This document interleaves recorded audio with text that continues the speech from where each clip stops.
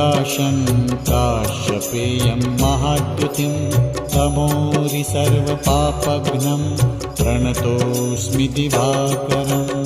ॐ ह्रां ह्रीं ह्रौं स्वः सूर्याय नमः। ॐ ह्रां ह्रीं ह्रौं स्वः सूर्याय नमः। जपाकुसुमसङ्काशं काश्यपेयं महाद्युतिं तमोरि सर्वपापघ्नं प्रणतोऽस्मि दिवाकरम्।